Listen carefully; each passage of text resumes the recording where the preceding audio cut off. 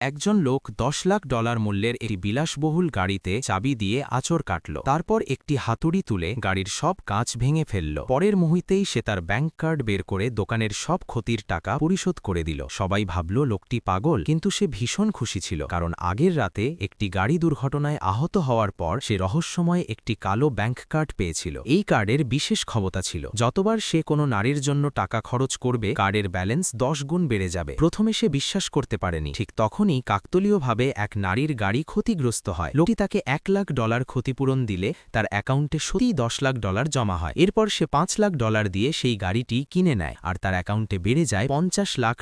আরও বেশি টাকা বাড়ানোর জন্য সে মানসিক ক্ষতির অজুহাতে ওই নারীকে আরও ক্ষতিপূরণ দিতে চায়। নারীটি ভাবল লোকটি তার প্রেমে পড়েছে। সে লোকটিকে একটি বিলাসবহুল গাড়ির শোরুমে নিয়ে যায়। নারীটি বলে লোকটি যদি তাকে একটি বিলাসবহুল গাড়ি কিনে দেয় তাহলে সে তার সঙ্গে থাকবে। লোকটি আবার হাতুড়ি তুলে শোরুমের সব বিলাসবহুল গাড়ি ভেঙে ফেলে। মুহূর্তেই তার সম্পদের পরিমাণ কোটিপতি থেকে বিলিয়নিয়ারে পরিণত হয়। এরপর সে সেই টাকা দিয়ে একটি বিমান কিনে ফেলে। বিমানে ভ্রমণের সময় হঠাৎ এক বিমানবালা দৌড়ে এসে জানায় বিমানে একটি বোমা আছে।